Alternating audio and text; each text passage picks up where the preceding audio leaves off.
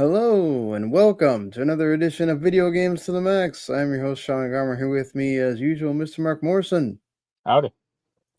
And this is episode 461 of Video Games to the Max. And, well, Nintendo surprises with an announcement that they were going to have a big Nintendo Direct. And you could say it was fire, maybe. But definitely there was a lot to unpack in there. We'll talk about our favorite things from that Direct. Also, a mysterious patent that was given to Nintendo pretty recently here that could have an impact on things, and including their suit with Power World devs. PlayStation might have some news on Wolverine rather soon after we haven't heard from that game in a while. A new report from Newzoo from Gaming in 2025 gives us a timetable on when it's good to get your game out of early access. We'll discuss that and a lot more things here. I've beat Mafia the Old Country finally. Got to play the demo of Digimon Story Time Stranger, so I'll talk about those things. Marc's been playing some games too, and we'll get into all that and more right after this.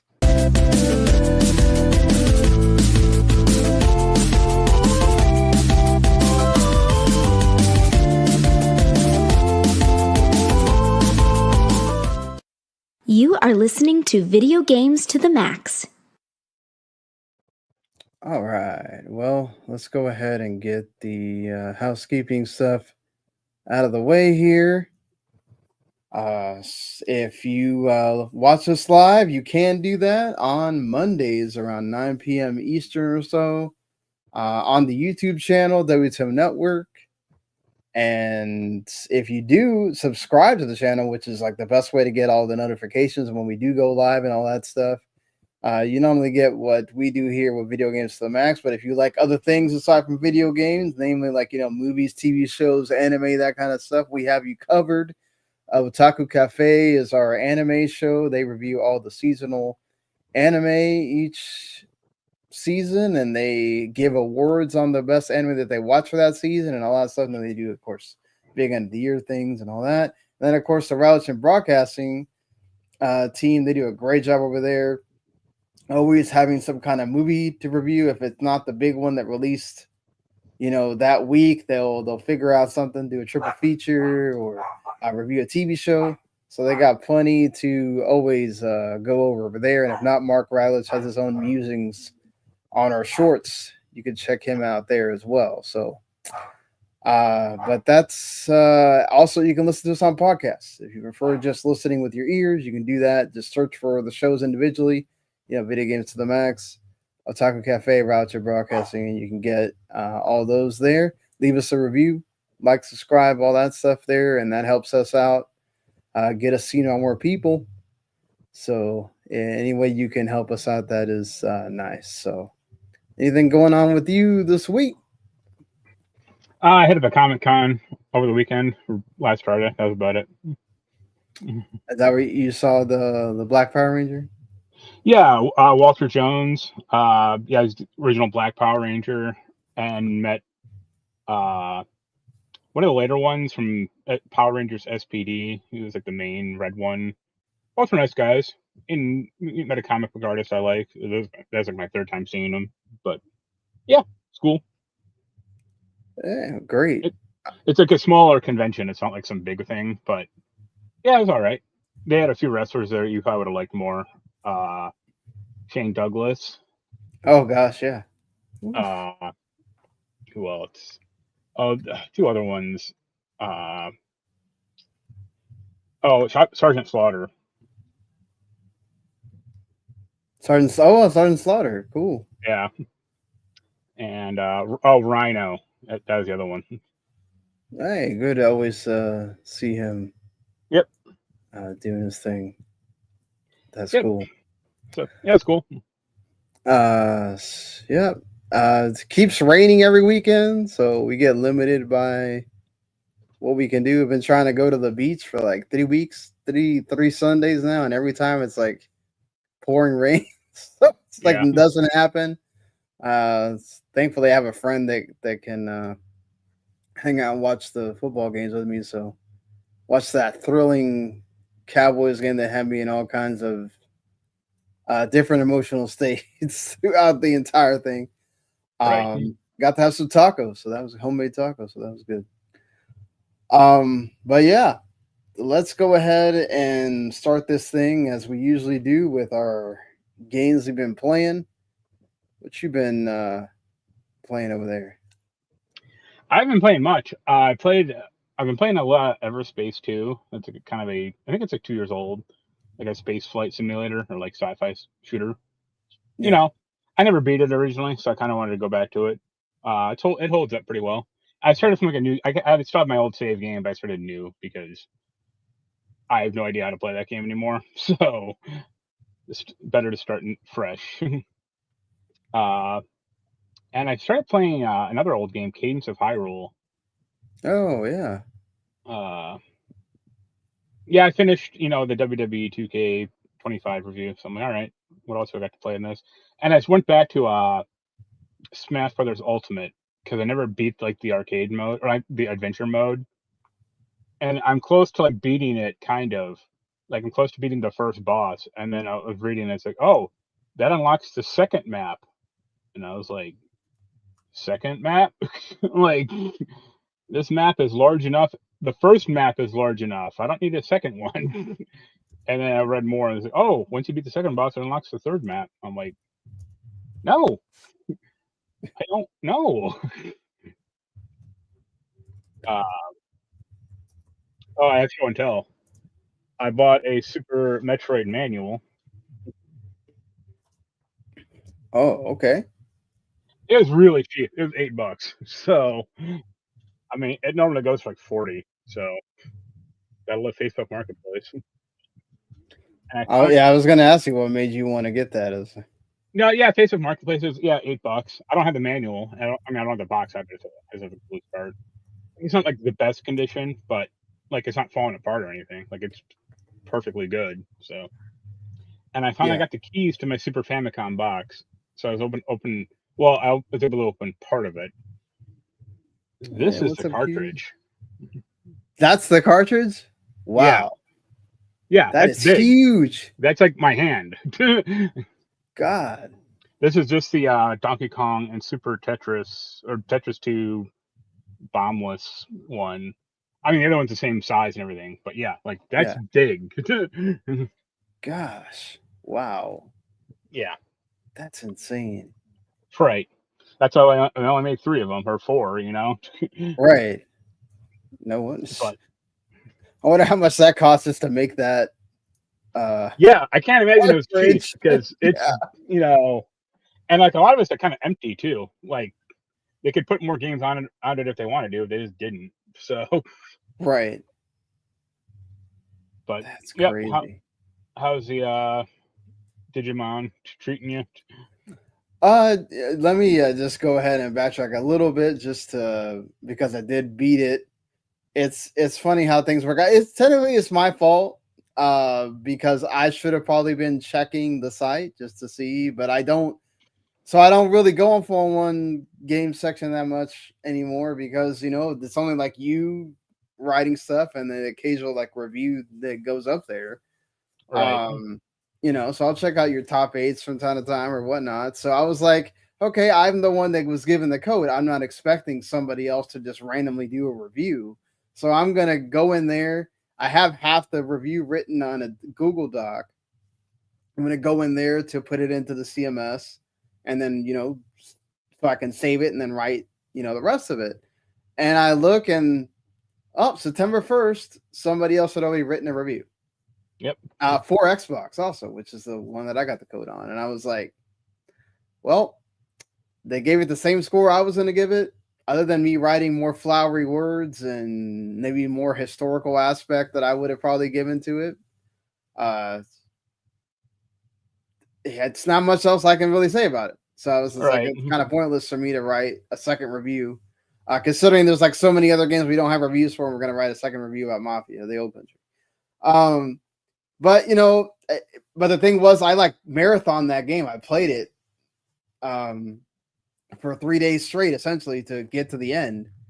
Right. So I could review it. And I did enjoy the game. Like, I enjoyed the story. It was worth playing through. It's your typical, like, Mafia loyalty story. And then, you have the twists that happen. I don't want to spoil those people that want to play that game. But, do you have to get yeah. revenge on someone? Yeah. Or does someone double cross you? Right. I don't want to comment on all that just because, like you said, it can be pretty evident, but don't want to like give it away if people don't want to play the game.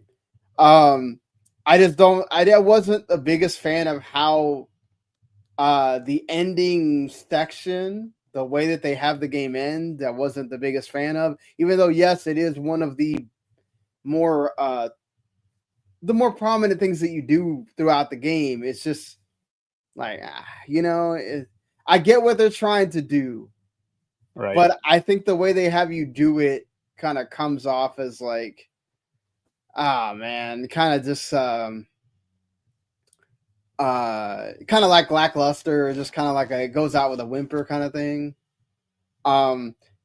The part before that, like, it makes sense because of all the things that have happened going up to it, but it's just kind of like, all right, whatever. You kind of you did it in a way that it's like, all right, I get what you're doing, but I don't think it came off as great as they wanted it to. Just for me, maybe there's a lot of other people that liked it, but I think a 7 is fair for that game. Right. It's a good game. It's not, I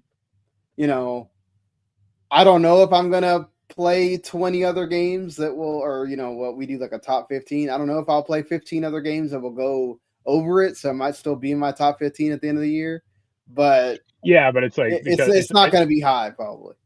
Yeah, it's more like lack of, you haven't played 15 games more rather than, oh, you think this is the but still, it's like not every game you play is a 7. Right. And there's sometimes, it could still be a better game than some of the other games you play. So overall, for not having played a game like that in a long time, it was well worth it, enjoyable.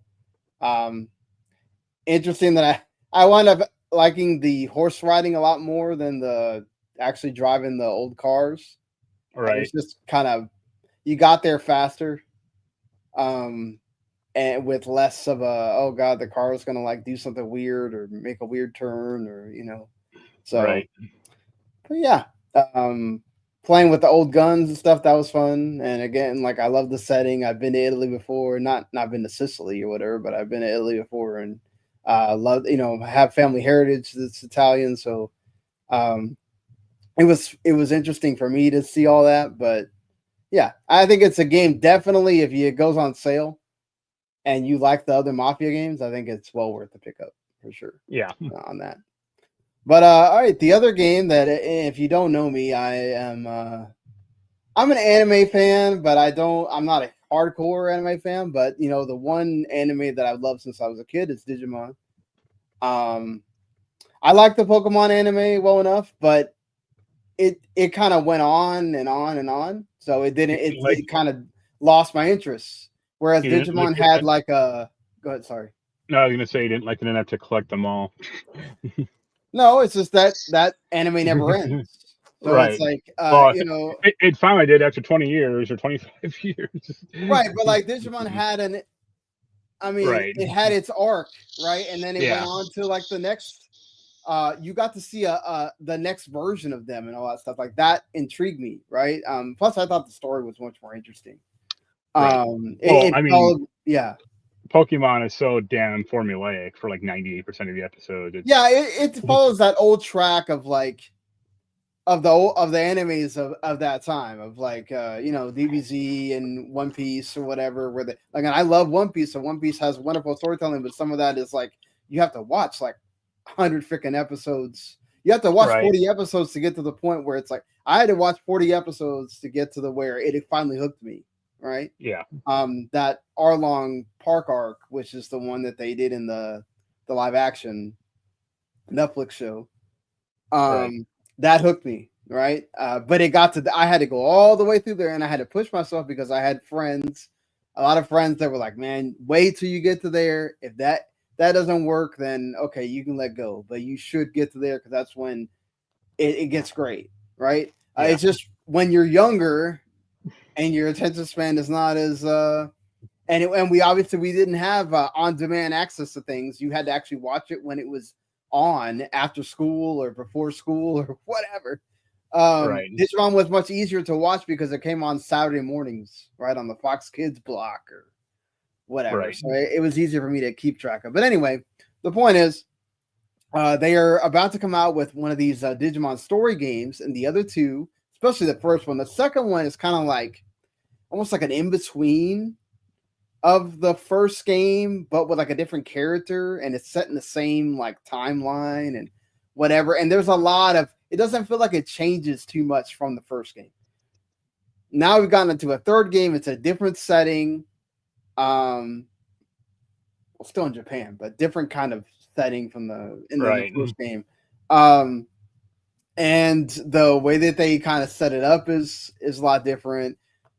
And it feels like there's some changes from that first game or whatnot. So it does let you pick between a male female character, and then you get to pick between your starting. So there's a demo. I should mention I'm using the demo that is available on Xbox, PS5, and PC. I don't think it's on. I don't know if it's going to be on Switch, or I think it is, but I'm not sure. I'm not sure if they're going to have a Switch 2 version at some point. I guess depending on sales, maybe. But Ben has put a lot of oomph into this, so definitely they're wanting you to play this thing. But the demo's short; it doesn't take that long. I think it was like an hour and maybe 2 hours. Yeah, you get to pick between 3 different Pokemon or Digimon to start. Sorry, and then you quickly, you're not catching them, but you can scan them. And if you run into them enough times, you can basically put them as part of your party, and there's different ones. And then you can digivolve them and de-digivolve them. And the attacks are, it's a turn-based game. So, that system is very similar to the first game, but and it does have the different like vaccine data virus, whatever they are. It's like a triangle of, okay, this one beats the other one, this one beats the other one, but they also have like the elemental weaknesses and stuff like that. So it does one on top of Pokemon that's different. And then obviously the levels of what you are. It's not just leveling up your Digimon that makes the digivolving happen. You have to have like certain stats as well. So the only thing that's if you watch the show like me and you're trying to replicate the evolutions of the Digimon that happen in the show, you have to there's this shadows of the different ones that they can be, and you might mess up and get the wrong one because they look very similar. Let's see, Agumon turns into Greymon, but there's 4 different versions of Greymon, and you might get the wrong one, which changes its type and changes everything else. So, yeah, it's kind of a fun experience doing kind of trial and error there on that. Well, you know how, since you just brought it up or mentioned it, you know how Pokemon's catchphrase is "got to catch them all." Yeah, it's really a shame that Digimon's isn't got to scan them all. Yeah. I guess they could have used that for this, but or if it would be like a scanner's ripoff.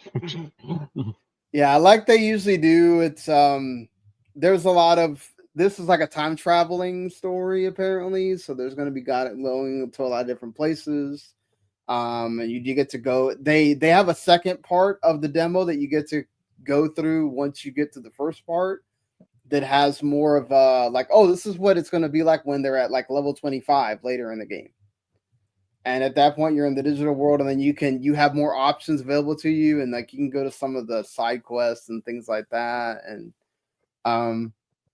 overall, I think if you like the other 2 story games, You're really gonna like this one. I think this is probably gonna wind up being the best of the bunch. The first one was really well liked, so I think get excited if you really like that first one. But this is going to be another really good one there. And when Digimon's history in video games has always kind of been very helter skelter. There's been a few that have been very well liked, and then it wasn't really till these story games that you kind of had a consistency. Because then when they go back to doing the old school style of like, oh, it's more of a survival game and breeding and all that kind of stuff, they kind of tend to go down a bit in quality. So, right. Yeah, I'm excited for this one for sure. Yeah, and that's pretty much it for what I've been playing. So let's go ahead and get into the news. Let's get into a few little news bits before we get into the actual talking about the direct itself. Right.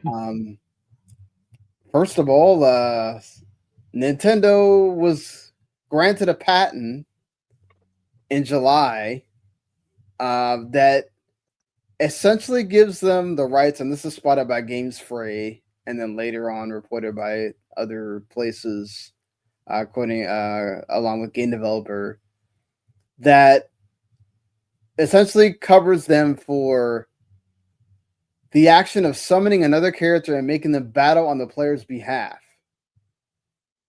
So it also describes certain situations, like essentially the character has to come from a ball, like Pokemon. The fact that you can control that character, whether it's turn-based or action, that you input commands essentially to make the monster appear or the character appear. So yeah, essentially they control the summoning. If you have a game where you summon monsters, they could technically sue you for having that mechanic in the game. They could try to, but the problem is this is a pretty broad patent, and it could be easily challenged by older games. Right, exactly, because Shin Megami Tensei has been around longer than Pokemon. Well, I mean, not even that. I mean, that's technically true, but I was thinking more like Jade Cocoon, which is like a more direct analog. I mean, that came out after Pokemon, but right, it's still they didn't sue them back then when they probably had a better shot at this at the time. Well, but they didn't have that patent until now, so right. But they didn't really have a reason to. I imagine if someone came out with another game. I mean, aside from Pal World, if someone came out with some Monster Hunter game or let's say Monster Rancher game with where you keep the monsters in balls, and Pokemon Nintendo would assume hey, this has existed before this patent. Let's do it with the patent. You can't patent something that's already kind of an established genre trope, or Yeah, it's interesting how they would make that work, right? Because you could easily you mentioned Monster Rancher. Technically, they're not being summoned by balls; they're coming out of discs that you were putting in the game. So, if it really comes down to where they're being summoned from, what they're being summoned from, and not just that they exist and fight for you.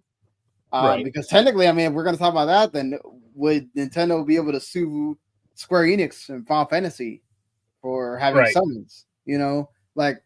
How deep does this really go? I do see some developers were talking about, and I think one of the one from the Crom Help he talks on Twitter all the time, that did some stuff for Baldur's Gate. That he's the dev on Baldur's Gate 3. He was worried about that it's going to cause huge. Now we're all of a sudden we're not going to just have Nintendo doing this and then the Nemesis system patent that other people are going to go after patents, right? That this is going to start becoming a thing. I don't really think so. I think this is just Nintendo doing this to help them in their case against Pal World. Also, Nintendo and Sony both own patents for a lot of things, and they don't ever invoke them in a lawsuit. They just own the patents. So it doesn't mean that it's like automatically. This is not like a trademark thing where like, oh, they need to sue them because if not, they're going to lose the rights to the thing. This is Right. well, you own the patent. If you really feel like it endangers your brand, then you can do it. Where Power World does, because technically, not only do they, let's be honest here. The reason why they did it with Power World is because the monsters look very much like Pokemon, and they Right. needed to find a reason, an actual I mean, legal reason to sue them. that's the So, thing. Is like Pal World was a cheap copy, basically. I mean, it has new it mechanics, has mechanics that Pokemon never but had, right? The survival. that's the Yeah. problem. Is like, oh, if you make some Pikachu looking rat that's also electric, it's like, yeah, that's a 98% copy.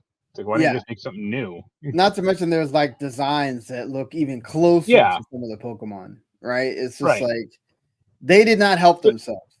yeah, they should have had a better art style, art pipeline or style or whatever, and then probably most of this wouldn't happen. And they've even already changed some of the art and stuff. I So mean that's the problem when you kind of use AI a little bit to help you out. You come right, up with things like that. Because I mean, you look at other games like Cassette Beast, none of those characters look like Pokemon, right? right, But they have a lot of the same mechanics, right? And they even have a similar looking world and things like that, right? But they didn't outright copy the Pokemon designs, which is really the smartest part of it. Is you right, and we have there's a Game Boy Color type game that straight up rips the turn-based battle look and everything from it, but it's like a different kind of game. Like it doesn't use monsters, it like uses I think it's people or something else, right, to do the right. fighting. That I saw in some like other showcase or whatever not too long ago. It's like you can rip some of the concepts, but they just, for one, they got too popular, and then using the designs just didn't help them, right? And then I think Right. it's like I wonder if that the game that's in the Nintendo Direct that's a spinoff, was that really in the pipeline much further along from when Pal World came out, or was that a concept of sort of Pal World? Even though I guess you can also call it could be Minecraft or something else, right? But like, it's just interesting that it's like, man, Nintendo could have done that with Pokemon a long time ago. Right. Have a survival game with Pokemon in it, and it's not till somebody else does it, then you're like, oh crap, we can't let this get popular because then we have a rival and we don't need that. Yeah. Not to mention they don't own. It's like the Pokemon company is like a part of Nintendo, but Pokemon company technically is like other companies together. So it's like they kind of have to do it because they're the game maker. Without the games, you don't. That'll Yeah, it's keep like a really existing, but it's like a weird subsidiary, but like yeah, a separate entity. And I was like, how does this kind of work? But it's been working for 30 right. years, so I guess. Um, yeah, this is one of those things where it's like I don't think Nintendo will actually use it. I think the people being scared is kind of like overblown, Right. but it is kind of just kind of leery that you would need to patent this. But I'm just never happy with people patenting game mechanics. Like it sucks that nobody can use that Nemesis system at all. Right. So it's like, would have been nice to see what And another again, game would have been like. I mean, they couldn't even get it right working right the second time, so I don't see how well it would have worked. Yeah. But I mean, Wonder Woman, as we've talked about, was not going to be the. No, I meant Shadow of War. Yeah. Oh, Shadow of War, that too. Yeah. True. But all right. I mean, they got that patent. They also won their lawsuit with Genki, which this happened like close to when the Switch was going to launch. If you remember this at all, that Genki kept touting that they had an actual model of what the Switch 2 was going to look like. Right. And They they had had some like brought 3D this mock up. to Right. I forgot which convention it was that was happening at the time. Was it PAX East or something? Maybe. And Nintendo kind of said, "Yo, hey, this thing hasn't even released yet. What do you mean you're claiming that you have you know what the Switch 2 is going to look like?" Like, Right. and then they had a pretty good 3D print model of what the Switch 2 wound up looking like. Which is, obviously a problem for Nintendo. And so they sued them, saying that the trademark infringement, unfair competition, false advertising. They also cannot use. They had also used like Glitch and Glitch 2 as some brand names, and they also were using the Genki Direct whenever they would actually have to announce something. And sorry, this was at CES. So I apologize. In January, and this is one of those where I don't blame Nintendo because Genki's should have known better. Right. It's not. Yeah. It's not some But, dude who just made it. Like this is an yeah. actual partner of Nintendo. Like. Yeah, it's like you guys were given some kind of information, you used that to your advantage, and you kind of tried to get out in front of the people that are actually making the system. It's like it's not helping you. Right. So I would say that you're the one that's in the wrong there, and this is one of those where it's like Nintendo's pretty. I kind of don't necessarily agree with them all the time, going after all these like individuals and stuff sometimes, but like stuff like this, it's like, yeah, man, come on, this was ridiculous. Like, you knew what you were doing, you tried to back off so they wouldn't sue you, and then when you did, it's like, oh god, what do we do now? Right. But all right, let's get to the main event here, as you'd say, the Nintendo Direct. It was 60 minutes long. A lot of speculation about why it would be 60 minutes, and a lot of it was the fact that this is Mario's 40th anniversary, and it was correct. It was due to Mario's 40th anniversary. The main thing being that we now know the name of the Mario movie 2. It is going to be called the Super Mario Galaxy movie. What you think? I mean, it's a very bland title, but hopefully it lets them make the next one to be the Super Mario 64 movie. Yeah. I mean, because there was a lot of rumors going around that it was going to be based on Super Mario World. Right. Right? Yeah. Well, the Yoshi tease at the end kind of made that seem a little more. Yeah, exactly. Plus, that makes sense. But... It's the next game in the series, so all logic kind of pointed to, all right, yeah, like why not? Right? Why wouldn't you? I still don't think this is a great idea. Like, I think the Galaxy movie should actually be the third one. Like, they should have done a world movie and kind of had it be. I wouldn't say the exact same movie, but like a light retread of the first movie, or just more adventures of, Mario and Peach and Bowser and all that crap. And then in the third movie, have it like kind of break, and then Mario realized like, wait, we keep doing this over and over, Right. And I mean, the other thing is also they wanted to be able to do the remasters of Mario Galaxy 1 and 2 again, which they're now throwing you Mario Galaxy for the second time. Third.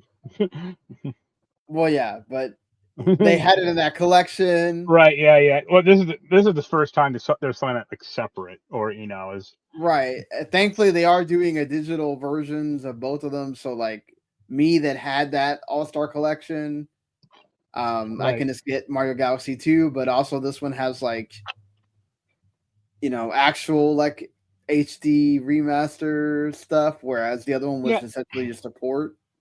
Yeah, they're putting in like a little more work into this. Like it has like the stupid HD mouse support for all the no one who uses it. Yeah. And they're charging $70 for it. So yeah. It's a bit much, but yeah, it is a bit much. It's like makes me think twice, even though it is two games that I never played. And all I ever hear is how great they are, and then not having them off the Wii where I don't have to use the waggle controls. And I mean, but that the All-Star collection was what, 60?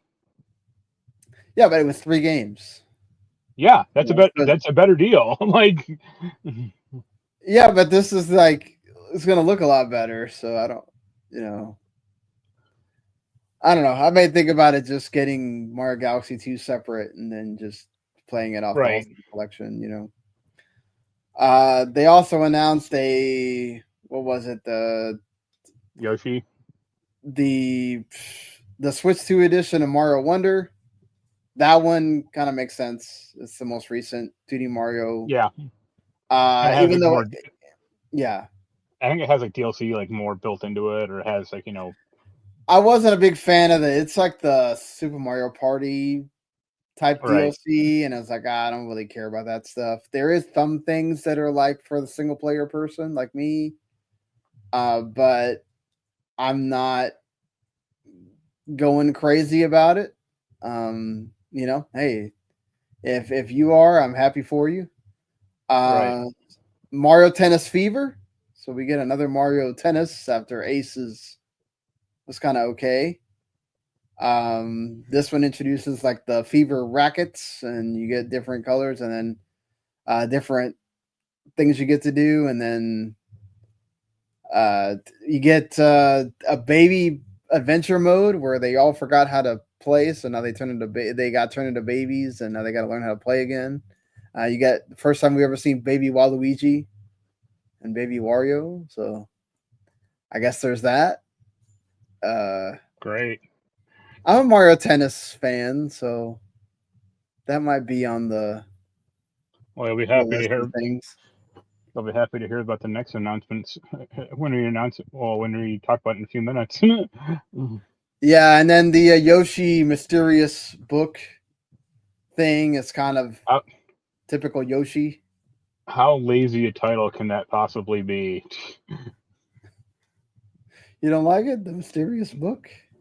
No, I mean, come on. It's not. I mean, it's not. Well, it sounds like some old like Mickey Mouse, mystical quest nonsense, or Yeah, Castle of Illusion or whatever. But it's like, come on, can't you? I mean, Yoshi is already kind of like a dumb. I wouldn't say dumb, but like kiddie franchise, or like uh, it's geared a little more towards young adults, like young people. Let's say that, and to have like the most like generic ass title in the world. yeah.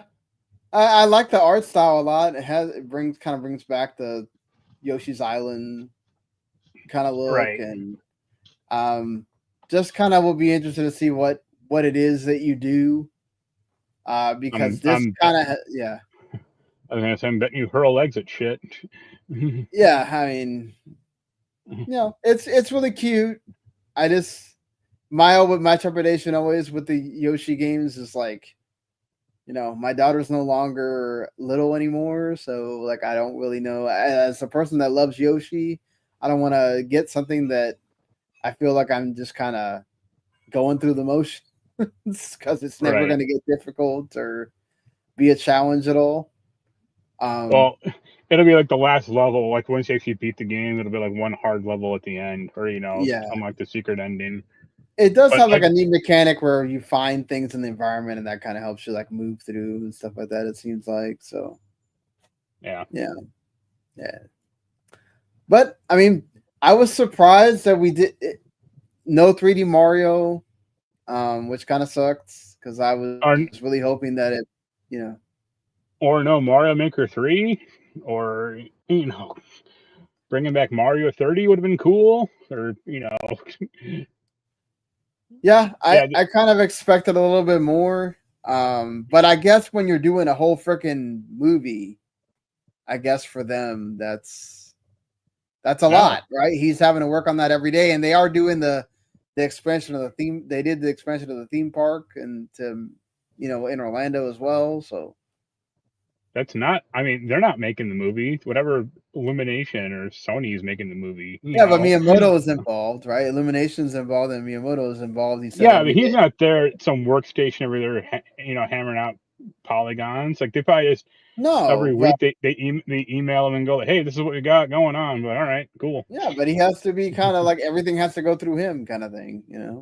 So it's just I feel like I get it. If you do a 3D Mario, it kind of overshadows the movie probably. So I get it. This is a great way to kind of reintroduce people to the Galaxy games, and yeah, I don't know. I mean, what's the next Mario movie going to be? Odyssey? That's the thing. Is like, okay, what is the progression of this? Like, what does the number 3 look like? Well, if he runs really fast, he gets P speed, and then he can fly higher. Yeah, is that like gonna be an amalgamation of various other Marios, or you don't want to see where he has to insert the tail though.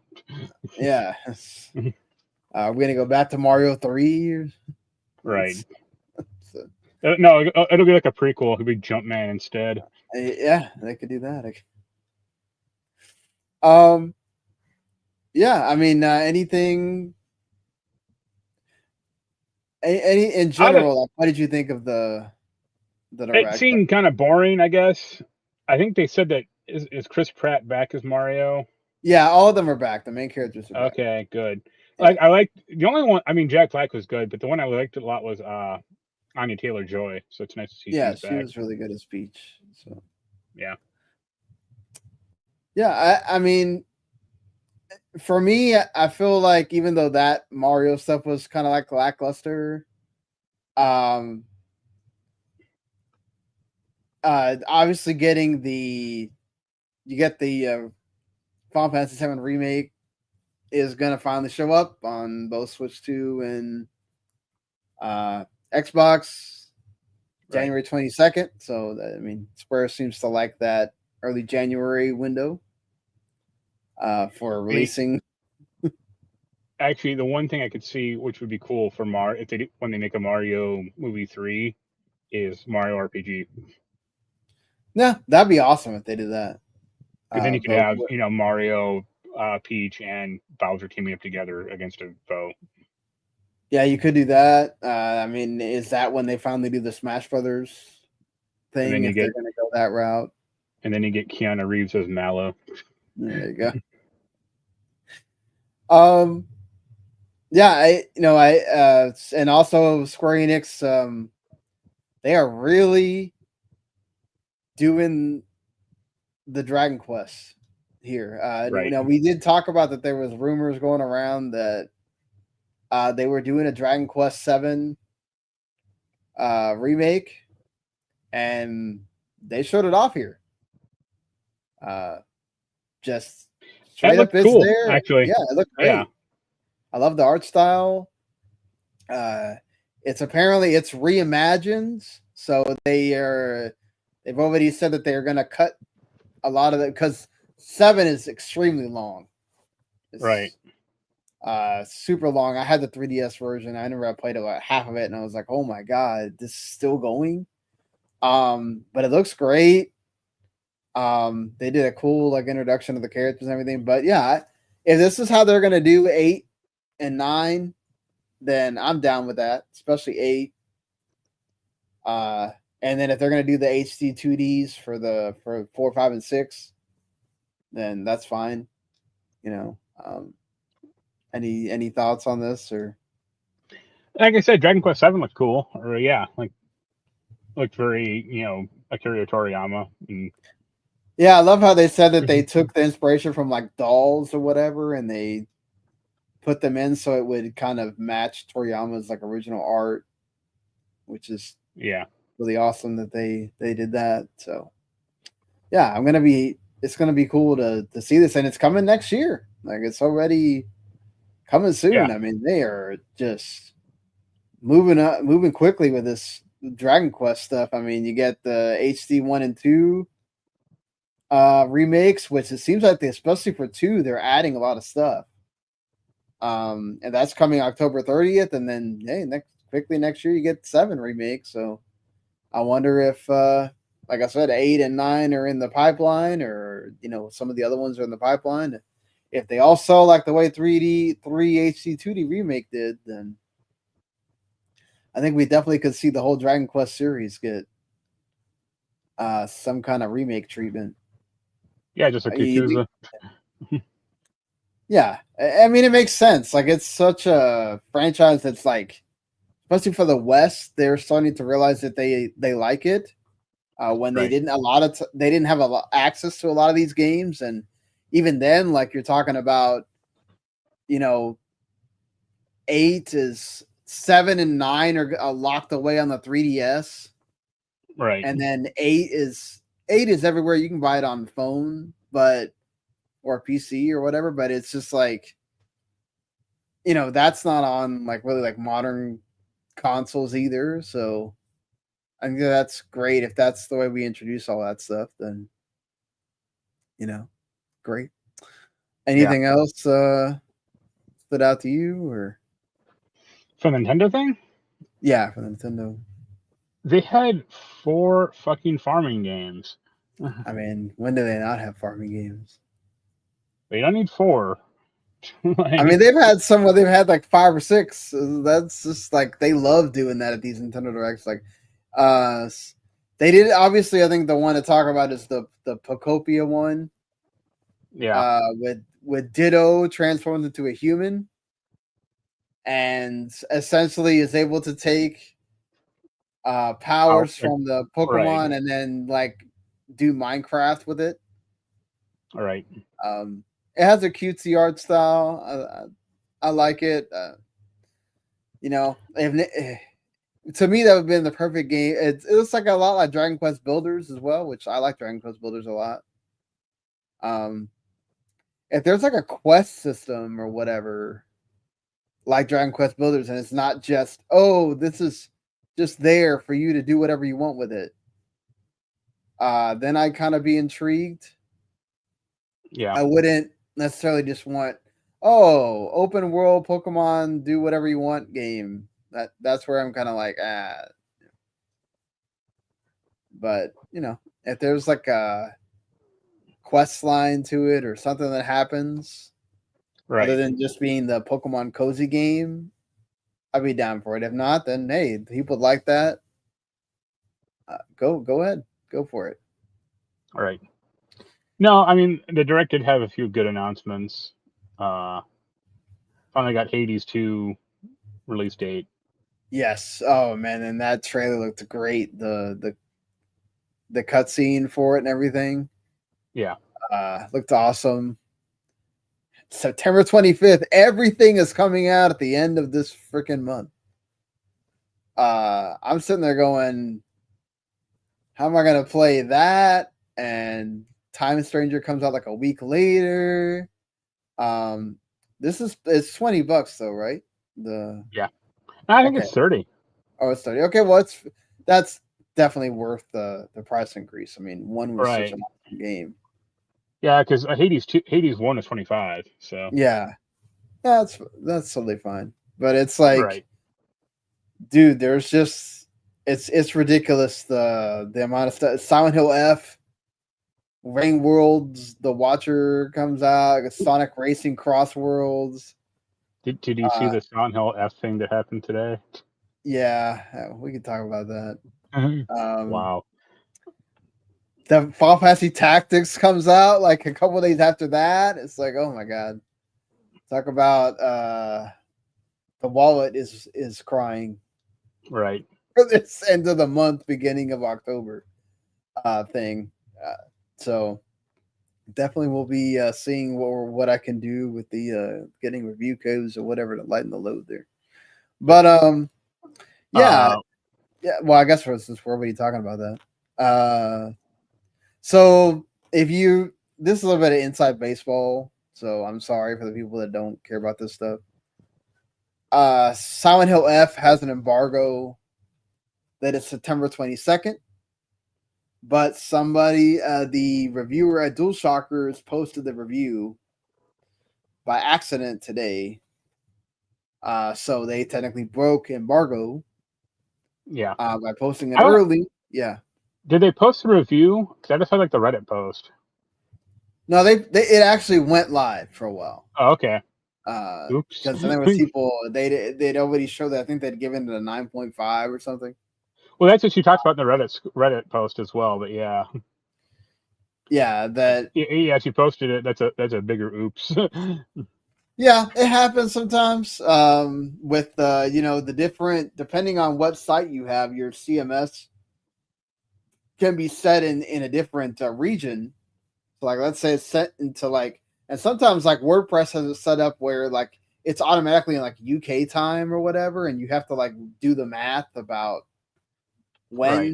For the longest time, the W2M site when we were running it, I had no idea it was set to like the UK time. So I was always doing the math of like, okay, if it's set to this, what time do I need to put this out so it's out at like 9 a.m.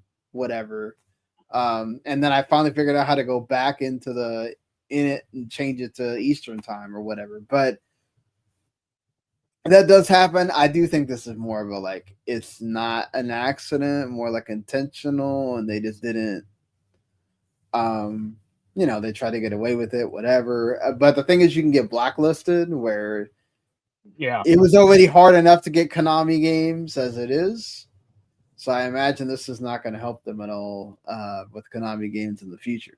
So, not to mention you can also get blacklisted from other people that have nothing to do with them. So, yeah, I mean, I guess to somewhat the credit, like at least it's a good review, but yeah, it ultimately doesn't matter. But there's rules for a reason.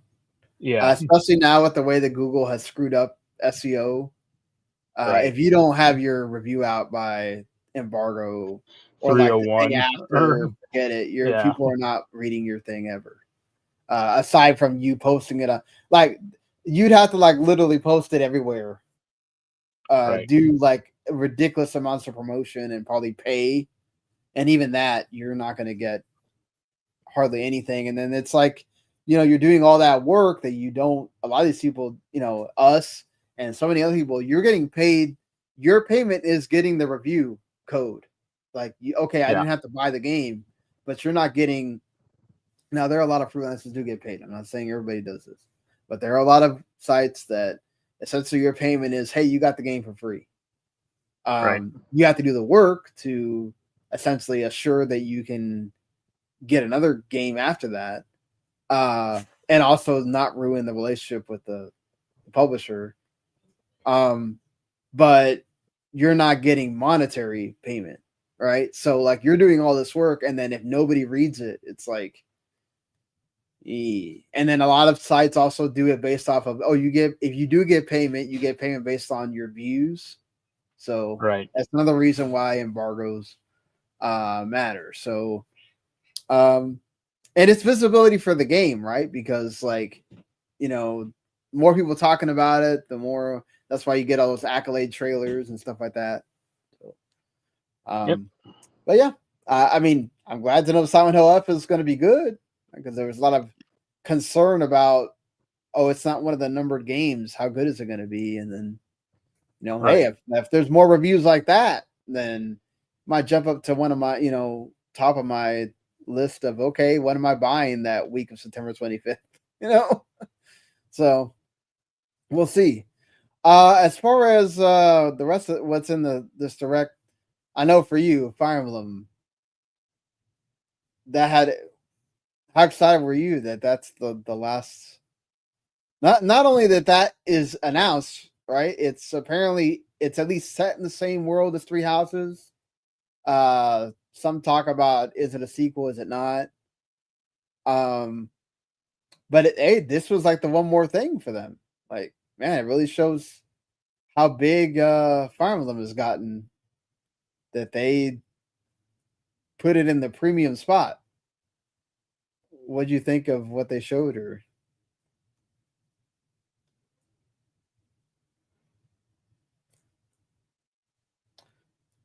Oh, I don't know if it's me or I can't hear you.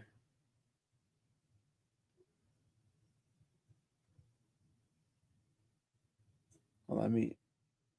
Hello? It's like you're on mute, but you're not on mute. So I don't.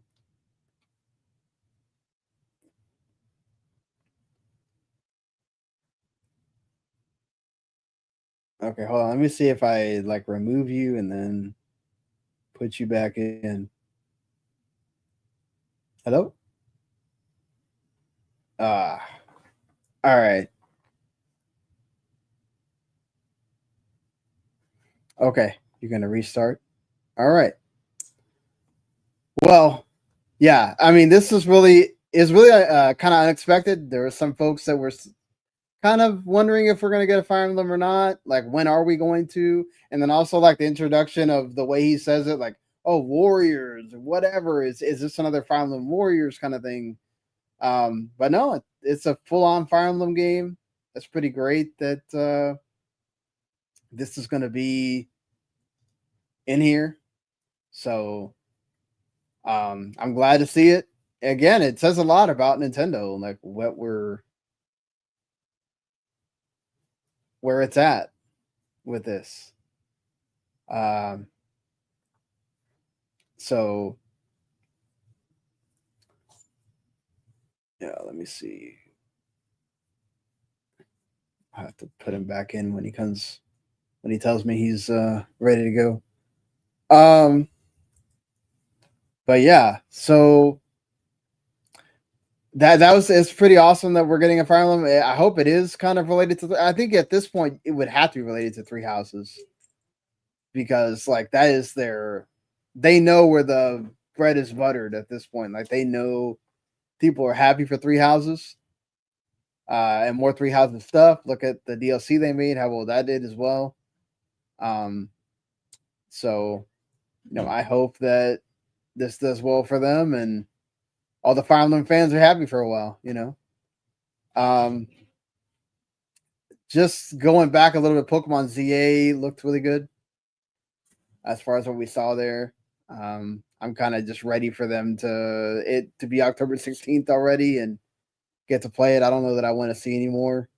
I know a lot of people were talking about how it's like 5 of the Mega Evolutions are locked behind the ranked battles, apparently. So that means you have to have Switch Online to play against people to be able to unlock that. So that's not great. So that means that adds an extra monetary value to the game. And then also the Raichu DLC as well that they already announced. So yeah, this game's going to get expensive if you want to get all that stuff. But it's pretty typical for Nintendo. So, Hey, you there? All right. Can you hear me? Yeah, I can hear you. Yeah, I think Windows decided to like update like halfway through the podcast. Gotta love that. Because it dropped like resolution like very hard, and then it was like, "Oh, I got to install your sound driver." I'm like, "Wait, why?" Like, no. But in answer to your question, I think Fire Emblem looks okay, but it didn't. I still like the Three Houses one personally, but yeah, I mean, see. That character they showed at the end is definitely from Three Houses, right? I don't know. Maybe. Okay. I don't. It just looked better than Engage, which people really didn't like. Yeah, there was a lot of like mixed reaction to Engage. Right. Did you like the Donkey Kong Bonanza DLC? No. It means I gotta go buy it, or eventually go buy it. Yeah, $20. I did like the DK Island right part. That was that's pretty cool. Like getting to go to DK Island. I wonder if there's any kind of like hints to King K. Rool or anything like that. We did see Diddy Kong and Dixie. I don't want to spoil the game, but K. Rool does pop up. Okay. Yeah. Also, Metroid Prime 4. That looks really cool. Yep. The motorcycle. Yeah. That was unexpected. I think no clue that was going to be a thing, and then they showed it off. Yeah, I think people expect like Metroid Prime 4 to be like the earlier ones, like we're just kind of in like a base or like light planet stuff, but it's still kind of self-contained, and this looks a lot more open. You like that? You like that it's going to be more like open worldish? It depends if there's stuff to do. If it's just like an empty flat space, then no. But if there's like meaningful upgrades or crap to do, then sure. Yeah, hopefully, with December 4th release date. Yeah. So it is going to be a December game, so we're going to have to wait a little bit to do the end of year stuff because definitely going to have to. It's going to very much like Indiana Jones last year. You're going to have a lot of people deciding whether they're going to include this thing or not, or they had enough time to play it, or But yeah, I mean, it looks awesome, so I'm excited that it is going to come this year, and hopefully it lives up to the hype. You know that we've been waiting all these years to finally play it. So Right. I'm kind of like you. I watched this a few times with like kind of funny reacting to it and Min-Max and a few other. So like, and while I found there was a lot of things like for me, right? I also kind of felt like there was some things that like, especially not having the 3D Mario, I think kind of like dampened a little bit because I think there's still a lot. Everybody was expecting. I feel like this is the time we're gonna get 3D Mario, right? Obviously Well, not having. Go ahead. Sorry. that's because like 3D Mario appears in every on every Nintendo console within like the first like year and a half. You know. Yeah, I mean, the Switch One, you had Odyssey in that first year, Right. So it kind of it's especially with the anniversary, you kind of thought, okay, this is the time for that, and then they're holding off, Yeah. because of the movie or whatever the reasoning is. They did introduce a new classics for Switch Online, and it's of all things the Virtual Boy. Yep. I can't believe they're actually doing a full-on Virtual Boy that has the console and everything. Well, I mean, this has like it has like two different like ways to like watch it or like use it, like Yeah. the cardboard dock and then like the plastic one. My problem with this really is like, yo, where the fuck is Waterworld? That's what the problem is for Waterworld. If you're not going to include the Waterworld game, Virtual Boy game, what's the point? And this is where Mario Tennis got started, so you can, Yeah, that's true. You can play the original Mario Tennis. They are going to have like a cardboard version, so you don't have to necessarily buy the big old right. That's like the $50 one, where the other one's like Virtual the Boy $100 one. But look, I remember using this thing. It's not comfortable. I don't know if they're going to make it more comfortable to play. I had two as a kid. Yeah. I don't know how I got two. I think my dad bought me one like when it first came out. Right. And then I used that one a lot more. And then I somehow got a second one.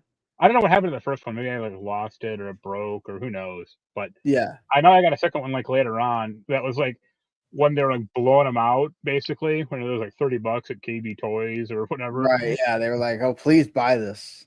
Yeah. Get rid of it.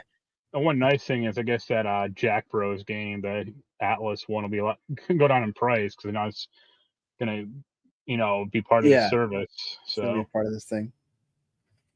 I think the last thing too is that they showed off that there is gonna be Resident Evil Requiem on Switch 2 day and date. That legitimately looked really bad. Really? I thought it didn't look too bad. I thought it looked like really blurry or like really like pixely. Yeah, that's going to be an issue. Obviously, it might have been the stream. I can't fault it necessarily for that. I mean, who knows? But I'm right. Yeesh. There are rumors that also. I mean, they did show that Resident Evil 7 and Village will get native ports instead of just having the cloud versions now.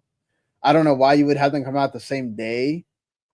It kind of make more sense to like have the older ones come out earlier and have people buy them and like have time to play the games. Also, because I'd imagine that they're going to be priced at least, if not 60, at least 50.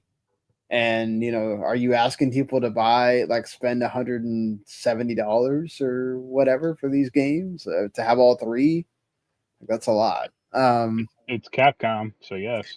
But maybe they're also saying, okay, well, like everybody already has them on PlayStation or Xbox or whatever at this point, so we're just putting them out there for people that only have Switch 2s.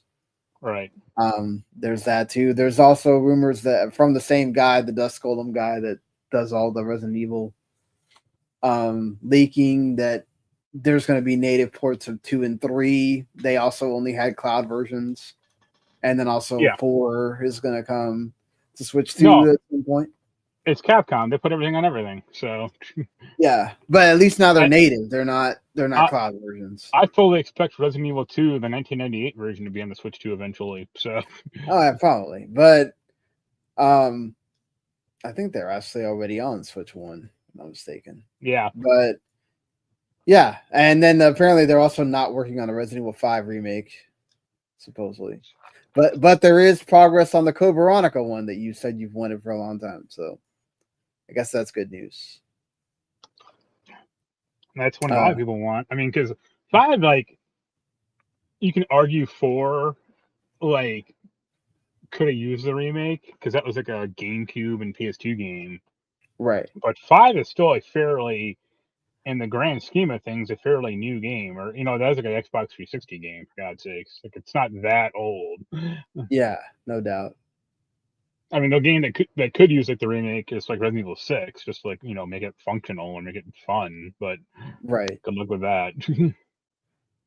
Agree there. Yeah, I get it that they kind of. I wouldn't be surprised if eventually we get 5 and 6 as well. But like, I do feel like at least get through Code Veronica and like 0 and stuff like that. That like sets up the earlier games, and then if you want to get to the back half of the series that already has like then you can do kind of more of the newer generations. Yeah. Well, then you can do 5 and 6, and then Resident Evil Village again, and then restart the process on the PS6. Also, what do you think of they didn't announce it on the English one, but they showed it on the Japanese one, the Mega Man Star Force collection. Sure, I guess. I never played those games, but why not? Yeah, they're sort of like sequels to the Battle Network. Okay, I didn't. Yeah, so. By that time, I was out of Mega Man kind of, and also those were all like handheld games, like Pokemon games. I'm like, nope. Okay, makes sense. Then. Yeah, there's a lot of people excited about that. I'm surprised. Well, I guess the next one is Legends, right? That's the last one that they could do. Yeah. Yeah. So I think it's like they can just like port over all the really obscure Mega Man games, like Mega Man Fighters and Mega Man Soccer. Yeah. Look, Capcom, come on, man. If you're porting over all these Mega Man, where's the Breath of Fire collection? No one I'm waiting cares. for that. No, I do. Let's make it happen, Capcom. Let's do this damn Breath of Fire collection already. It's back in vogue, man. Look at what Square Enix is doing with Dragon Quest. Like, this is the time, man. You're having this JRPG like revolution thing going on, HD 2D, man. Get with Square, get them to work on the HD 2D part.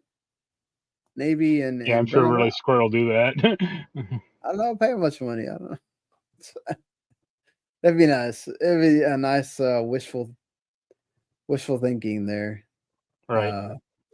For sure. But look, there was also a lot of stuff that was kind of like, in here that we don't need to go over. For the most part, I think they showed you everything you needed to see. As far as like what's coming soon, like at least from the rest of this year all the way to February, you got something. Even if not everything is for you, right? Like the Tamagotchi Life thing may not be for everybody, but you get to buy a $50 amiibo. People are real stoked about that. Yeah. Wow. I mean, the Kirby ones are like the Mario one. If they made that $50, okay, whatever. It's Mario, right? But like the Kirby one be $50. God. Even the new price of being like your amiibos are like $30 and $40. Just like it's getting to the point where it's like, okay, this is not even a collector's item thing anymore. It's like it's an accessory to the game, and it's just ridiculous at that point. Right. It's too much. Yep. Nintendo are getting a little bit, getting a little greedy there, but you know, people are gonna buy it because it's Nintendo and it's what they do. Yeah. You know, if that's your thing, then why not? But at least you know, from the first party perspective, they are releasing a lot of stuff. They are getting a lot of the third party ports for now. We'll see how long that lasts. Obviously, it depends. The Switch 2 keeps selling. People are going to do just like with Switch 1. They'll figure out how to make it work. Right. But yeah. But all right, moving away from just one more thing. They did, because the Hamaguchi-san did state that obviously the whole trilogy will be available on Switch 2 and Xbox. Final Fantasy 7 Remake trilogy, that is. Rumors going around that 2026 at some point. Also, you're going to get Rebirth. I don't know what magic they're going to work on Switch 2 to get Rebirth to work. I mean, if they're getting it to work on the Xbox Series S, then it ain't that much of a No, leap. but that's more akin to that. But it's like you're gonna Rebirth did not work on PS4 at all. So, right. you know, Remake was originally a PS4 game. So okay, that kind of works. So I want to see what kind of magic they're able to work on Switch 2 to get that to work well. Really scaled the hell down. I mean, yeah, not to mention, like, you know, they had all the problems with the frame rate on PS5 for that game. Right. So, you know, we'll see how that's going to work. Not to mention, you know, Remake Part 3. Like, how's this going to look like Final Fantasy 7, the PS1 game? They're also giving you, like, if you get, what is it, the whole, like, collection or whatever, if you buy like the integrate pack, you also get the original 7 with it as well, which is interesting for. I think it's funny that the integrate is like 87 gigabytes on the Switch. Yeah. It's like, well, here's one game that takes up all the hard drive. Yeah, the whole hard drive there. All right, but moving on to Sony here for a little bit. They did release their PlayStation Plus extra premium games for the month of September. I did renew my extra membership so I can play Sword of the Sea, which now I'll have time to actually check out for a little bit here before we get to that end of September where like everything is going to freaking come out. Because apparently Sonic Crossworlds is going to be really good. That's getting a demo also on the 17th. So, yeah, a week before the game comes out, you can go play it on all the systems. So that's fun. Hopefully that gets more people to buy it.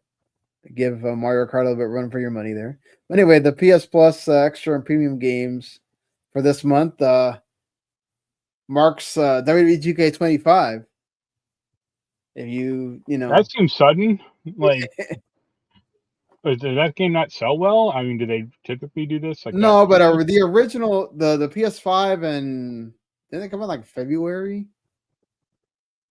It came out pretty early in the year, like March or something. Oh, okay. It's like, yeah, it's just a Switch 2 version that came out late because the Switch 2 didn't launch. Okay, yeah, it did come out in March. Okay, yeah, that makes so a lot more sense then. It's been like 6 months. It makes sense. Yeah. A Persona 5 Tactica that was on Game Pass when it originally released. Now it's on PS5, PS4. That game was fine. It's not anything. Crow Country, that's a really good one of those Blast from the Past PS1 survival horror games. I'd recommend people go check it out. For sure, you can play that. Invincible, Conscript, Fate Samurai Remnant, and then the one premium game is Legacy of Kain Defiance. So, yeah, that's all right. Yeah, sounds pretty good. Yeah, finishes up the Legacy of Kain games, kind of. So that's good. They got that whole, I guess, collection on there. For sure. Except for the Blood Omen stuff. I thought they did put some of those on there when they originally. Maybe Blood Omen 2, but Blood Omen 1's a gnarly ass game. Yeah. It's very different, so I doubt it. Also, the kind of, I guess, noteworthy thing from PlayStation this week is that MP First is reporting that Wolverine may in fact release in 2026, and that whenever Sony does their next State of Play, we should be hearing about it. So if they do something around, we know Xbox is going to be at Tokyo Game Show. Don't know if Sony's going to do something. for Tokyo Game Show, and Nintendo, I guess, just did their pre-Tokyo Game Show thing. Maybe they will do something with Wolverine there. I don't know. If not, maybe Game Awards. I figured Game Awards, like they'll show Yeah. like a mission or actual gameplay. Not gonna do it for Tokyo because they don't care about that. Or What do you think is going to come out next year? Or? yeah, because like that leak stuff that was like a year ago, maybe two. Yeah, 2 years That seemed ago. like fairly far along. Like, and they probably changed stuff since then. But Right. sure, why not? Yeah, I feel like this is the year for that. You got Soros and they could tie. Yeah. They could maybe tie in like the Wolverine game to like X-Men '97, like the second season of that. Yeah, for sure. And then, well, I mean, they could also tie it to the Avengers movies, right? Since X-Men are going to apparently appear in that, and they got delayed till. Well, did they get delayed to 2027 or like late 2026? I know the movies got delayed. I think it might be 2027, but yeah. But yeah, I mean, look, it's been a while for Insomniac, and then supposedly the Venom DLC, the Venom like standalone game is going to come out after this, after Wolverine. Right. See, that's what I'm kind of questioning is what are they going to do about Tony Todd? What do you think? Oh yeah, recast him as Venom, or I imagine, yeah, most likely. Call it the Keith David line. Did they get Tom Hardy to do the voice? Maybe. No, he doesn't care. Why not? Sony, you pay that money, Sony. Right. Do it. I don't think they will either. But yeah. And Sonic. They'll get Topher Grace instead. Yeah. Also, like Circana, because it's like we had the 30th anniversary of PlayStation last year or whatever. Circana was able to release the best-selling PlayStation games in its history through July 2025. With units sold and dollar amounts as well. And not that they didn't give out the dollar amounts, just like they differentiated between units sold and then dollar amount gained or whatever.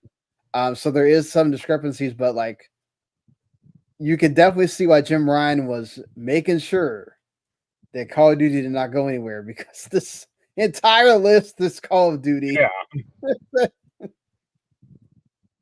It's crazy. It's like the only game not on it is Call of Duty Ghosts. Yeah, I mean, that was just really bad. But right. Like, okay, in dollars earned and like literally it's just a matter of different places. But like Call of Duty is on like from 2 to 5 to all the way at the bottom to 20. It's ridiculous. It's just absolutely insane. Almost every single freaking Call of Duty is on here from Black Ops 1 to everything from there. You can just count, essentially, aside from Ghosts. Minecraft's on both of them. Grand Theft Auto 5 is on both. San Andreas is on both. Red Dead Redemption 2 is on both. Both the Spider-Mans. Well, only Spider-Man 1 is on. Oh, no. Spider-Man, yeah. Miles Morales, Spider-Man, and Spider-Man 2 are on here. And then Last of Us shows up, and then also Guitar Hero 3 on the dollars earned. That's when Guitar Hero 3 was like at its peak of the powers. Yeah, right. Those bundles, man, they were super expensive also. And then God of War 2018 also appears on one of them. So, yeah. But that kind of goes to show again, like where Sony makes a lot of the money is still from third party. Right. As much as we want to talk about, oh my God, these prestige games and all this stuff is like, look at Spider-Man, it's a license. They technically don't own that. And then Call of Duty, Grand Theft Auto. I mean, Xbox would Right. probably be very similar. I'm not saying anything about either one. I'm just saying that, again, you see why Sony did not want Microsoft to just be like, yeah, we'll just take Call of Duty over here and you have to buy an Right. Xbox now. Like, yeah, it's the cash cow for them too. Yeah. So always kind of interesting just to kind of look at that sometimes when you get that data. Really quick for Xbox, the only kind of thing this week is that their Xbox Cloud thing keeps expanding. Their deal with LG is now going to expand to cloud in your car. If you have a car that uses the LG WebOS and you have like a screen in the back seat, you can play Xbox Cloud Gaming with it. The child in me, the when I was a kid, is when the car first started having the TVs in the back. Right. In like high school, junior high school. Man, if that was, I would have dreamed of being able to do that when I was a kid. But the Escalade my dad had outlets, so I did get to like put my Xbox in there, and I never playing. Was it WWE Raw or whatever in there? Yep, and that was an something Xbox else. game. But like it wasn't. It's like you had to have the freaking gigantic Xbox in there and cooked up and all that stuff. It's not like now. It's just the Bluetooth on the controller and the wireless, and it all works. And that's cool. That's cool that it's there for your kids to be able to do that. Except when you go in a tunnel and it all freezes. Yeah, I'm sure that will happen. They did lock it to where you can't play in the front seat, obviously. Good to know that there's safety for that. I'm like a Tesla. Yeah, I'm like a Tesla that does weird stuff. But yeah, that's always neat. Just thought that I would have like loved to have when I was a kid. So it's cool that it's there for kids now. Right. Also kind of interesting, like there's Newzoo put out one of those reports that it's huge, it's like 200 pages. So I'm sure throughout the week they will they'll be having more reports from this that has more information. But like the one that's kind of making the rounds the last couple of days is that it has a statistics that show that there's a 6 to 9 month window of when your game needs to go into early access and then fully release into 1.0, or you're going to see a significant drop in people supporting the game. The highest is like 4 to 6 months or 7 to 9 months, and then it drops off significantly after that. And the only reason that like 2 years or whatever is a thing is because apparently of Ready or Not, which that's blown up or whatever, and V Rising, which are two like live service games that those have kind of like outdone their expectations. Of most games need to release within like 6 months essentially of when you're in early access. Yeah. Tell that to Star Citizen. Well, unless you're just like, just eternally in early access. Any thoughts on that, or? That's how it should be, but it's clearly not. I mean, even games that like this isn't an insult to the game, but like look at Hades 2. That's been early access for over a year now, I think, at least. Yeah, I mean, but Hades 2 is like one of those like anomalies that it doesn't matter. People will play it because of Hades 1 being so awesome. Right. I mean, most games are in early access now for like at least minimum 2 years. Yeah, and then Dave the Diver was there for like 8 months or whatever, and it exploded out of the gate too. I think it's funny that considering it had such a damn the man principle initially, but like Escape from Tarkov is not going to be on Steam when it fully releases. Probably because they realize like the 10,000 weirdos playing it right now aren't enough to keep it going that long. Yeah. I mean, plus there's people that are just waiting for that then to show up on Steam so they could buy it. Right. Yeah. Why not? You need to have that for sure. Yeah.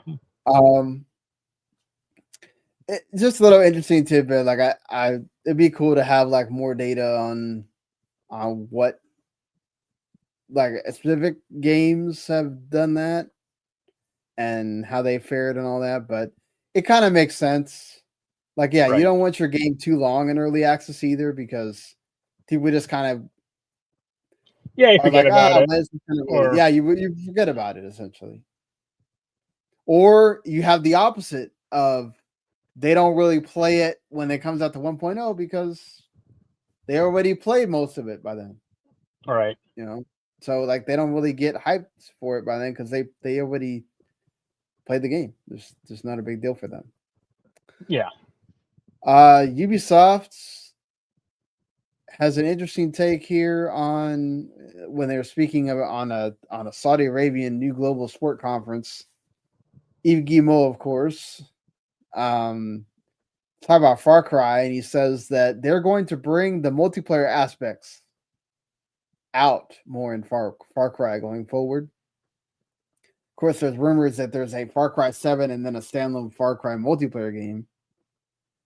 And it's also being worked on with the Snowdrop engine instead of the Dunya engine that it has been using. Does this worry you about Far Cry that we're gonna try to once again do this? I wouldn't mind technically a new Far Cry as long as it had like a good story and a good map and shit. My worry is like, we're gonna focus on multiplayer. Is I look at that as extraction shooter or PUBG or not Fallout, but Fortnite or arena shooter, not arena shooter, but one of the battle royale. Yeah. Like there's not I much feel like they're definitely going to go with the extraction shooter. That seems to be their thing for some reason. Right. Like there's not much to do in Far Cry multiplayer because it's not like competitive. Like you're not going to have people like skulking around the map trying to kill each other. It's just cooperative. I mean, you could do like 4-player cooperative. That'd be kind of like nuts though, because even like two players is like overpowered as hell in that game. Yeah. So we'll see, but I don't know what you do with it. I'm just, I get it. Ubisoft loves to do their multiplayer thing. Right. I hate seeing this, everything has to be some kind of multiplayer push. It barely ever works out. I heard some people talking about Skate, the EA game, and about how like it's this big social game and no one playing it cares about the social aspect. Like they just want a skate game. And I think it was Jeff talking about like, EA can't make a traditional skate game. Like they want it to be the big social thing. And it's like, why? Yeah, because everything has to have monetization. I mean, you could do monetization with the single player game. I'd probably rather have that. Yeah. But they want it to keep going on and on. They can't just release a game anymore. It has to have a life of its own afterwards. But like for EA specifically, it's like, how often has that worked? I'm gonna go with never. I mean, yeah, they're hoping it works with the remake of Plants vs. Zombies now. All their sports games have that. But like, as far as like, turning the single player into like look at like Need for Speed. They tried that like 4 or 5 times, and it like never worked. And it's like, how many? Wait, can try a 6th time? Like, people don't want this bullshit in this game. Like, but I mean, if they're making a live service as a way to get people to keep playing it, then I guess as long as they keep coming back to it, whether they engage with the social stuff or not, what matters is they come back for the other seasons whenever they get done with that. I mean, the game is too empty and buggy for that to actually happen right now. So, good luck. We'll see if that actually equates to people actually really enjoying the game and playing it. Whatnot. Right. One last thing here. The BioShock movie is apparently going to be based on the first game. not really a shocker or anything, but how is this like? What the fuck? What are they going to do? Base it on the second game, or at least we know it's based on the game and not that they're just writing their own thing, which I'm happy about. But No, they're going to apparently, write their own. yeah, They're going to write their own thing. but apparently we know that it's going to be a while because the main person in charge here is also working on the Hunger Games director Francis Lawrence is the lead, and he's got to finish working on that next Hunger Games movie that comes out next year first. Right. So if this thing is even goes into production after that, it's probably not going to be till like 2027 latest or 2028. Right. Till we see that. So nope, never happened. Yeah. I'm holding on hope still, but I don't know. This constant waiting is gonna be a thing. Also, BAFTA's gonna do their own concert series, which is gonna include multiple different game franchises. Right. So where like Sony's using their own games, or Square Enix does Final Fantasy, Kingdom Hearts, all that stuff. Nintendo does Zelda, Sega does Sonic, and whatever. BAFTA's doing like Baldur's Gate 3. Everybody's gone to Rapture, Assassin's Creed, Tomb Raider, Cuphead, Journey. Yeah, whatever they can get. Yeah, definitely a lot of different ones. A lot of great music though. So, if you love video game music, this is really kind of a cool one to go to because you got different games. And also, Austin Wintory is going to be composing and conducting. So, it's pretty great as well. You got that. Enzo's favorites. Yeah. But I don't know. Anything else you wanted to talk about here? I did watch that Acclaim thing. I actually thought like I watched it too. I thought like half those games looked kind of fun, or I like the basketball one, but that apparently was already out. Been out for a while. The only one that looked bad, I thought, was that one like 2D not platformer, but like the action game. There's one that looks like it's a 2D version of I can't think of it right now. Power Wash Simulator. Yes, that. That was cool. Yeah. Yeah, looked all right. The only problem with that whole showcase though was after every game they announced, they had like the Acclaim logo, or and they should have shot like a new Jeff Jarrett thing, going like him at the camera going like, "Hey, slap nuts," as like no Jeff Jarrett. The breaking point for the new game, or he should have been like the MC for this thing. Yeah, no iguana. No. Yeah. Did you hear about the Sega thing in the UK? No, I did not hear. So some guy, I think he was like an electronics salvager, like he ran like a salvage shop. Sega in the UK, they moved like buildings, I think, or headquarters or whatever. So they left a bunch of shit there, like development hardware for like a bunch of like Wii U's and Wii's and DS's. Yeah. And he got his hands on this stuff. Like the people cleaning out the office basically like sold it to him. And Sega called the cops on this guy to get the Wow. And it's like, what? Like, that's crazy. Like they accuse this guy of like stealing their hardware, or like the stuff. It's like, hey, you guys left it. Yeah, exactly. You left it. And it's theorized it's not like Sega is kind of caught in the middle because like they think people are like speculating it's more Nintendo like pressured Sega to call the cops on this guy. And like the guy got like arrested and like held for like 8 hours or something. But it's just like nuts because like Sega, I mean not Sega, but like Nintendo's not making new Wii U shit, or they're not gonna come out with like a new Wii game. Like what do they? Why should they care? Those stores are down. Those stores are shut down. Like yeah, what you can do is download the games again. That's it. Yeah, and the other fun thing today. Have you seen the Randy Pitchford nonsense? Oh God. And him like yelling at people about like them complaining about. Well, PC. you need to make your own engine. All right. So if you're not in the online world or whatever, that you just kind of play games and aren't sitting there on gaming Twitter, you're better off. for one, you're better off. Mm. But there's been a lot of talk about Borderlands 4 has a kind of negative reviews on Steam. It's like a mixed reviews, right? Because it doesn't run well on certain systems, and a lot of people are mad because it uses a lot of DLSS, which they don't like. They think that that's a problem.